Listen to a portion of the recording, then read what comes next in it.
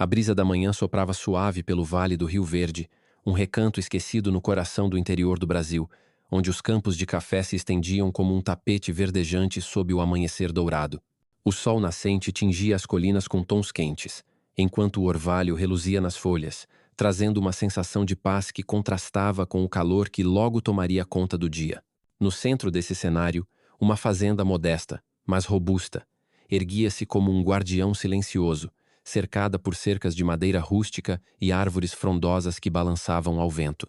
Era a casa de Cafu, um homem que, para os moradores locais, não passava de um fazendeiro comum, com suas botas gastas, chapéu de palha e um sorriso fácil que escondia mais do que revelava. Ao seu lado, sempre alerta, caminhava Max, um pastor brasileiro de olhos penetrantes, cujas orelhas se erguiam a cada som estranho, como se soubesse que seu dono carregava um peso invisível. Todas as manhãs, antes que o vale despertasse, Cafu percorria sua propriedade, os passos firmes esmagando a terra vermelha, enquanto verificava as cercas, contava o gado e checava as plantações de café que cresciam vigorosas sob seus cuidados. Zé, seu amigo de infância e agora administrador da fazenda, já estava na cozinha rústica, o aroma do café fresco enchendo o ar enquanto ele mexia uma panela de feijão no fogão a lenha. Para os vizinhos, Cafu era apenas mais um homem do campo, alguém que havia comprado a fazenda anos atrás, fugindo da agitação das grandes cidades para viver uma vida simples, cuidando de sua terra e de seu rebanho. Mas Cafu não era quem parecia. No Brasil, seu nome ecoava nos estádios lotados, onde multidões o aclamavam como Pendolino, o lendário lateral direito que conduzira a seleção brasileira à glória na Copa do Mundo com sua velocidade, inteligência e coração indomável. Aqui, no Vale do Rio Verde, porém, não havia holofotes, apenas o silêncio dos campos e a promessa de uma vida tranquila, ou pelo menos era isso que ele desejava. Nas últimas semanas, no entanto, a paz do vale começou a se desfazer como fumaça ao vento. Carros estranhos, SUVs pretos com vidros escuros, começaram a aparecer nas estradas de terra que cortavam a região, movendo-se lentamente, como predadores à espreita. No Bar da Maria, o ponto de encontro do vale onde as notícias corriam mais rápido que o rio, os rumores começaram a surgir. Falava-se de estranhos visitando fazendas, oferecendo quantias exorbitantes por terras que valiam metade do preço, mas com um tom que não admitia recusa. Aqueles que cediam empacotavam suas coisas e partiam sem dizer adeus. Os que resistiam enfrentavam consequências. Um campo de milho incendiado na fazenda dos Santos, um trator destruído na propriedade do velho João, um poço envenenado na casa dos Lima, acidentes que ninguém explicava, mas que todos temiam. Cafu ouviu as histórias, mas até então sua fazenda permanecera intocada, não por sorte, mas porque ele sabia ler os sinais antes que se tornassem ameaças.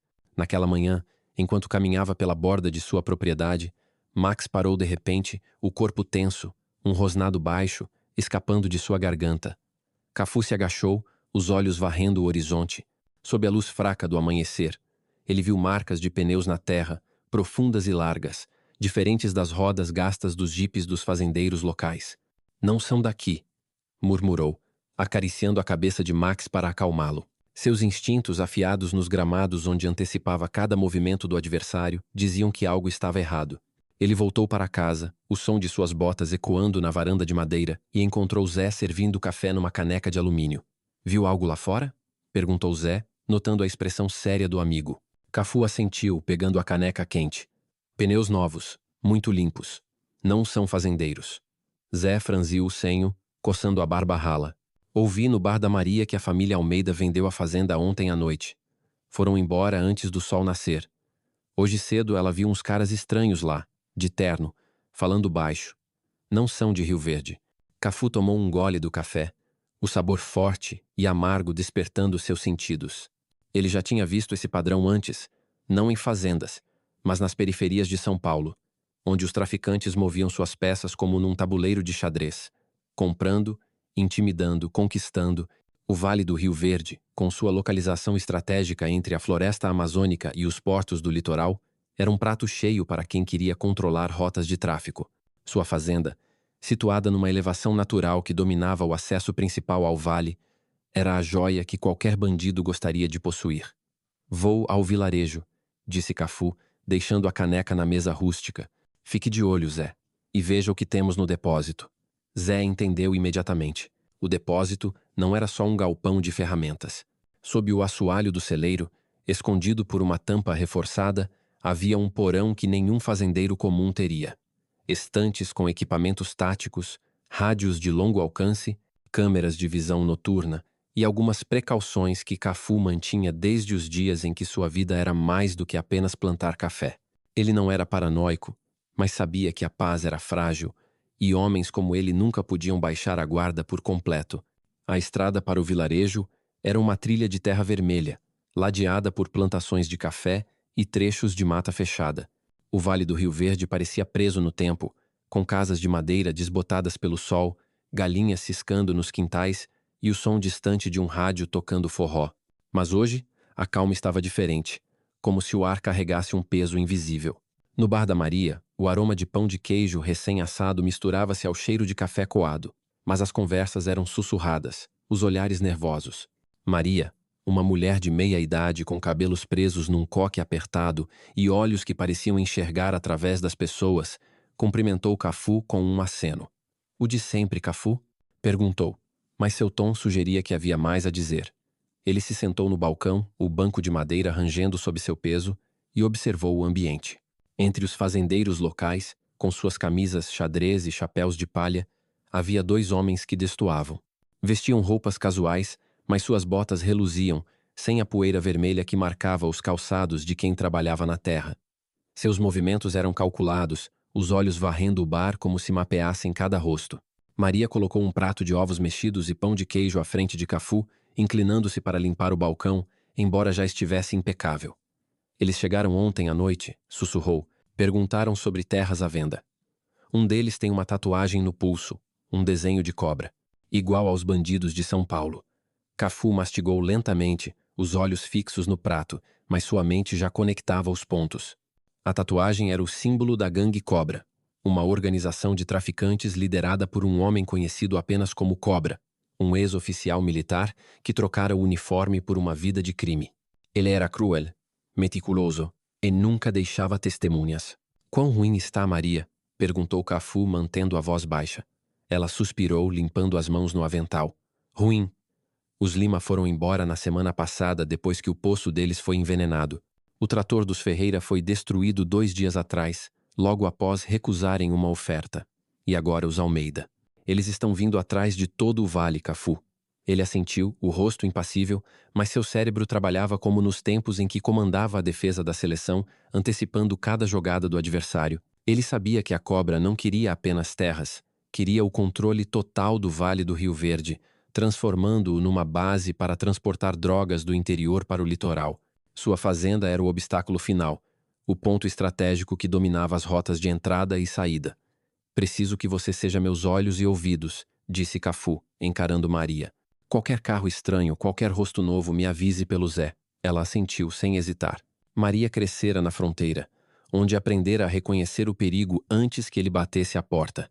Antes de partir, Cafu encontrou Ana, uma jovem fazendeira que emergia como uma líder silenciosa no vale. Ana não tinha treinamento militar, mas sua inteligência e determinação a tornavam uma aliada valiosa. "O que podemos fazer, Cafu?" perguntou ela, os olhos brilhando com uma mistura de medo e coragem. "Ninguém aqui tem armas para enfrentar esses caras." Cafu sorriu, o mesmo sorriso que acalmava seus companheiros de time antes de uma final. "Não precisamos de armas. Precisamos de informação. Observe tudo. Carros, pessoas, qualquer coisa fora do comum. Passe para Maria. Ela sabe como me encontrar." De volta à fazenda, Cafu pegou um telefone via satélite guardado numa caixa de metal no porão e fez 3 ligações. A primeira foi para Lúcio, um ex-soldado das forças especiais que lutara ao lado de Cafu em operações secretas nos tempos em que sua fama ainda não o protegia. A segunda foi para Clara, uma atiradora de elite que ganhara medalhas em competições internacionais, mas preferia a vida longe dos holofotes. A terceira foi para Tiago, um hacker prodígio que podia invadir qualquer sistema com um laptop e uma conexão ruim. Todos aceitaram vir imediatamente, trazendo suas habilidades e equipamentos. Enquanto esperava, Cafu e Zé começaram a fortificar a fazenda. Sob a orientação de Cafu, instalaram câmeras infravermelhas camufladas nos troncos das árvores, sensores de movimento ao longo do perímetro e armadilhas não letais, latas de fumaça, redes escondidas sob a terra, luzes estroboscópicas que cegariam qualquer intruso. O porão sob o celeiro foi transformado num centro de comando, com monitores exibindo imagens das câmeras e uma mesa coberta por mapas do vale. Max, como se entendesse a gravidade da situação, patrulhava o terreno, rosnando baixo sempre que o vento trazia um som estranho. 2 dias depois, Lúcio, Clara e Tiago chegaram numa picape empoeirada, o motor tossindo como se tivesse cruzado o país sem parar. Lúcio, com seu porte de soldado mesmo vestindo roupas civis, apertou a mão de Cafu com força. Pensei que você tinha pendurado as chuteiras de vez, irmão, disse, rindo. Clara, com um rifle desmontado numa mochila, acariciou Max, que abanou o rabo em aprovação. Qual é o tamanho do problema? Perguntou, direta como sempre. Tiago, o mais jovem, carregava uma bolsa cheia de eletrônicos, os olhos brilhando de excitação. Se é uma guerra digital, estou dentro. Cafu os levou ao porão, onde explicou a situação, os rumores, os acidentes, as SUVs pretas, a tatuagem da cobra. Eles querem o vale, disse apontando para o mapa. E minha fazenda é a chave. Se a tomarem, controlam tudo. Lúcio assobiou, impressionado. Isso não é só uma gangue de traficantes. É uma operação organizada. Clara cruzou os braços. Então vamos dar a eles uma recepção inesquecível. Tiago já estava conectando seu laptop, invadindo frequências locais. Já peguei algo, disse minutos depois. Eles estão usando rádios criptografados, mas não são tão bons.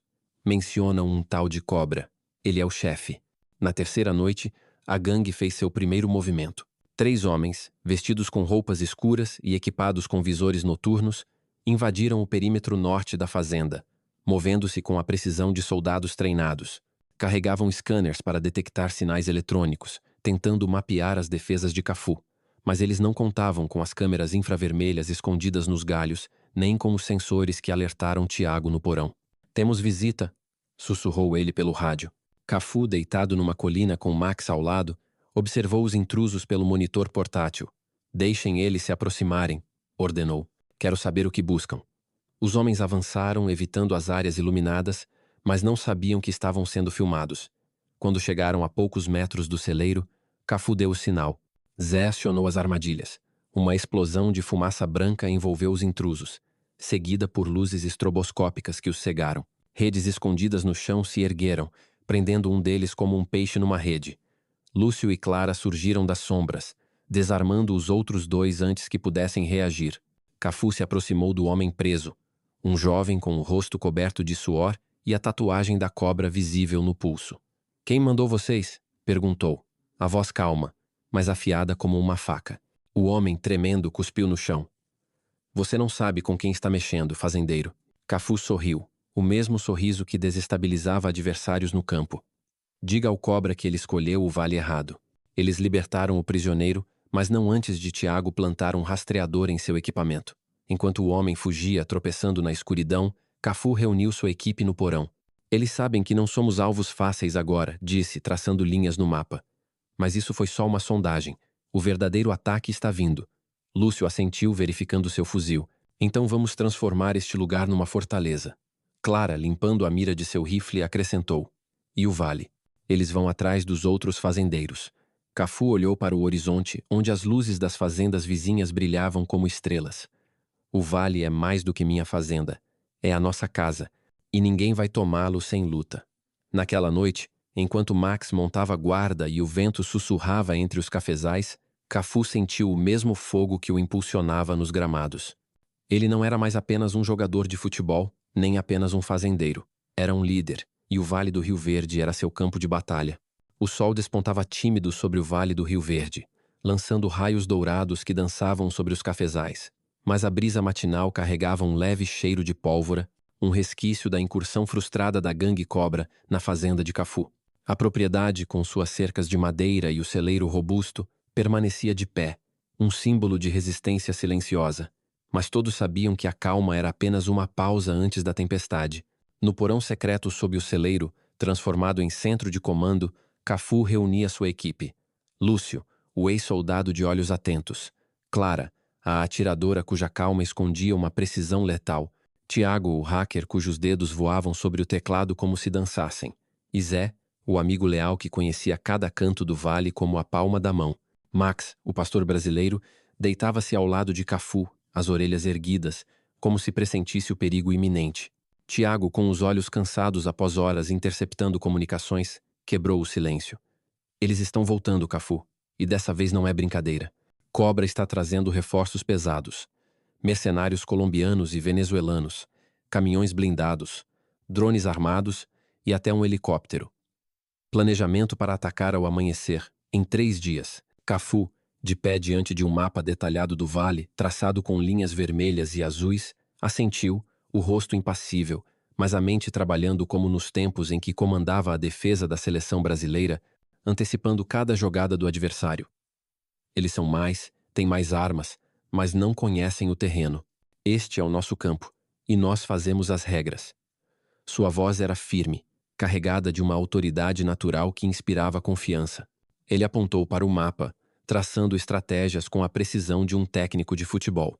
Vamos jogar como uma equipe, dividir suas forças, atraí-los para onde somos mais fortes e acertar-los onde são vulneráveis. A estratégia de Cafu era inspirada nos gramados, mas adaptada para a guerra. Movimentos coordenados, ataques rápidos e uma defesa que transformava a força do inimigo em fraqueza. Ele dividiu as tarefas. Lúcio e Zé reforçariam o perímetro da fazenda, instalando novas armadilhas. Cabos escondidos que disparariam nuvens de fumaça colorida, redes subterrâneas para imobilizar veículos e explosivos de baixa potência, que levantariam poeira sem causar mortes. Clara escalou as colinas ao redor do vale, escolhendo 3 pontos estratégicos de onde seu rifle poderia cobrir os principais acessos, marcando alvos com a frieza de um predador. Tiago mergulhou no mundo digital, invadindo as comunicações da Cobra para semear confusão, enviando mensagens falsas que sugeriam a chegada de reforços militares ao vale. Já fiz eles pensarem que a Polícia Federal está a caminho, disse Tiago com um sorriso travesso. Estão tão nervosos que começaram a discutir entre si. Cafu, enquanto isso, patrulhava a fazenda, verificando cada detalhe, desde a posição das câmeras até a resistência das armadilhas. Ele sabia que a tecnologia e as táticas eram apenas parte da batalha. O verdadeiro trunfo era o Vale do Rio Verde e seus moradores, que, sob a liderança de Maria e Ana, estavam se transformando numa rede de inteligência invisível. Ao meio-dia, Cafu dirigiu sua velha picape até o vilarejo, o motor roncando pelas estradas de terra. O bar da Maria, geralmente cheio de risadas e conversas sobre a colheita, estava quase vazio. Os clientes habituais acuados pelo medo após os rumores do ataque à fazenda de Cafu. Maria, atrás do balcão, serviu um copo de suco de caju, mas suas mãos tremiam ligeiramente. O povo está com medo, Cafu, disse ela baixando a voz. Sabem o que aconteceu na sua fazenda. Alguns querem fugir, outros querem lutar, mas ninguém sabe como. Ana, sentada numa mesa próxima, abriu seu caderno, repleto de anotações e mapas rabiscados. Organizei os fazendeiros, explicou. Os meninos da oficina estão seguindo os carros da Cobra. As crianças de bicicleta gravam vídeos dos estranhos, e os entregadores do mercado anotam placas. Mas se eles atacarem o vilarejo, o que fazemos? Cafu se inclinou, os olhos brilhando com a mesma determinação que exibia antes de uma final de Copa. Vocês não vão lutar. Vocês vão observar, atrapalhar, atrasar. Cada segundo que ganharmos é uma vantagem. Façam tudo parecer normal. Um trator quebrado na estrada, uma cerca sendo consertada, uma entrega demorada. Eles não atacarão civis se não houver ameaça direta. Maria assentiu, entregando a Cafu um rádio criptografado. Meus entregadores já mapearam um galpão onde a Cobra guarda armas perto do rio. Se precisar, podemos te levar lá. Ana acrescentou. Os fazendeiros estão prontos para bloquear estradas com equipamentos agrícolas, mas precisamos de um sinal seu. Cafu guardou o rádio no bolso. Vocês são o coração do vale. Sem vocês não temos chance. Continuem assim, e ninguém vai tocar no Rio Verde. De volta à fazenda, a equipe trabalhou incansavelmente. Lúcio cavou trincheiras camufladas ao longo dos acessos principais, enchendo-as com estacas que furariam pneus. Clara testou seus pontos de tiro, ajustando a mira para neutralizar alvos sem matar. Sua especialidade era desarmar inimigos com disparos precisos nas mãos ou nas armas. Tiago hackeou os drones da Cobra, reprogramando-os para enviar imagens falsas aos operadores, mostrando o vale deserto quando na verdade estava cheio de armadilhas. Eles vão pensar que estão atacando um fazendeiro solitário, riu Tiago, enquanto configurava um sistema para bloquear as comunicações inimigas. Cafu, como um capitão em campo, coordenava cada movimento, garantindo que a fazenda fosse uma fortaleza invisível, pronta para transformar a arrogância da cobra em humilhação.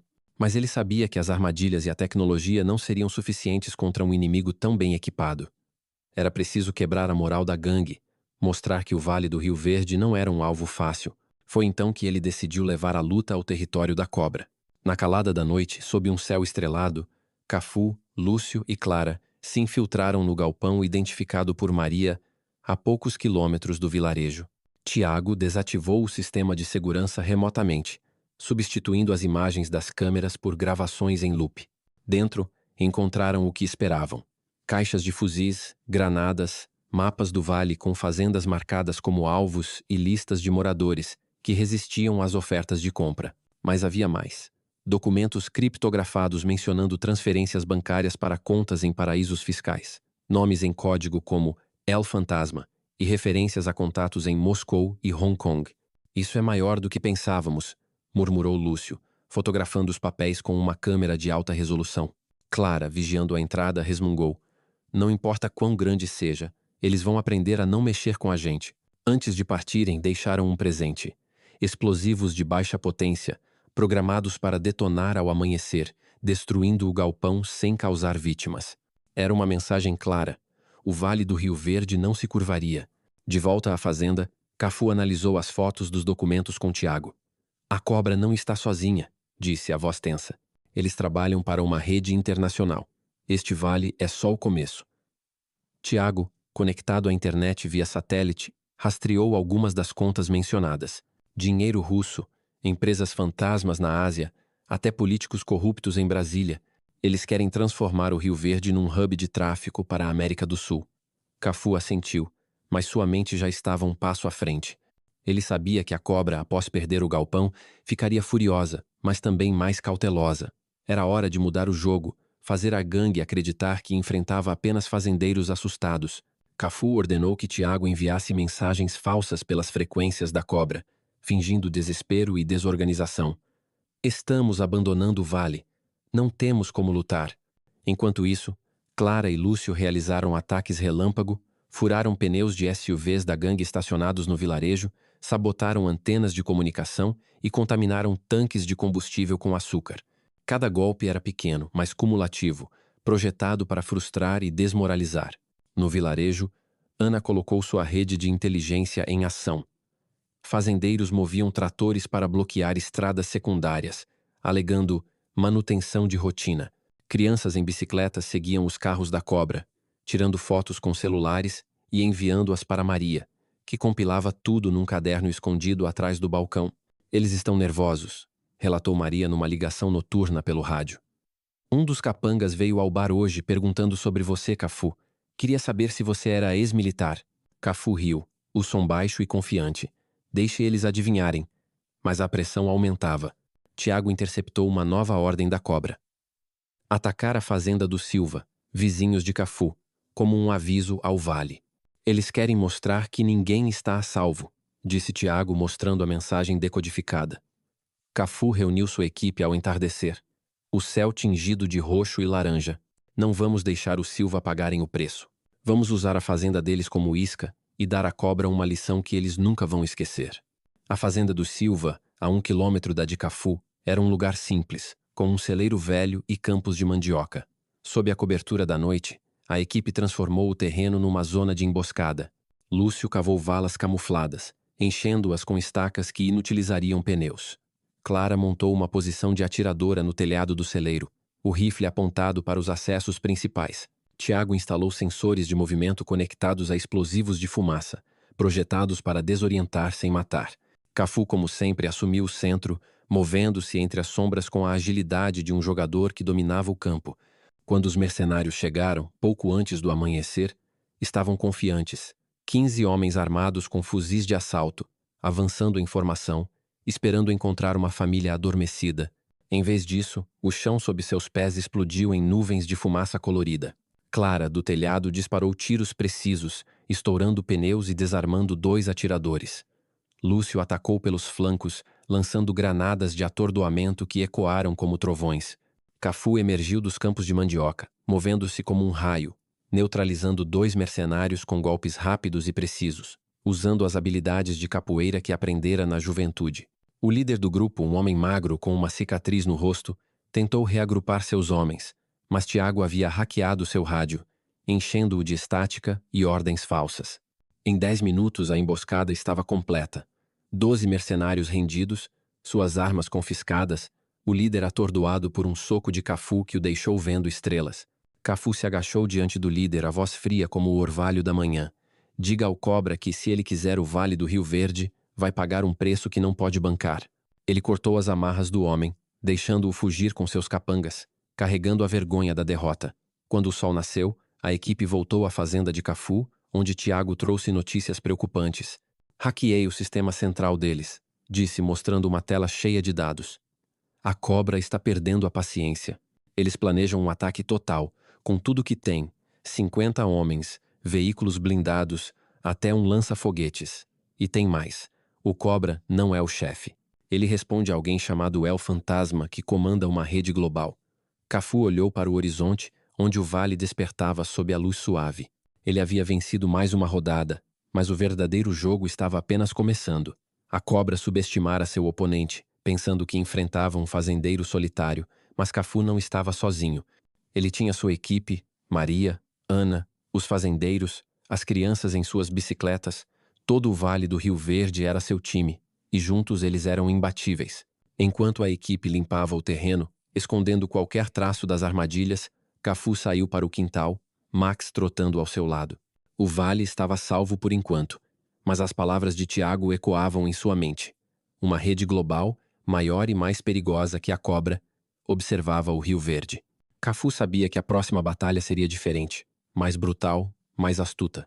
Mas ele também sabia que, como nos gramados, a vitória não vinha da força bruta, mas da união, da estratégia e do coração. Ele olhou para as luzes das fazendas ao longe, acendendo-se uma a uma, como estrelas numa noite sem lua. O Vale do Rio Verde não era só terra, era um lar, uma comunidade, uma causa. E Cafu, o jogador que nunca desistia, estava pronto para defendê-lo até o fim.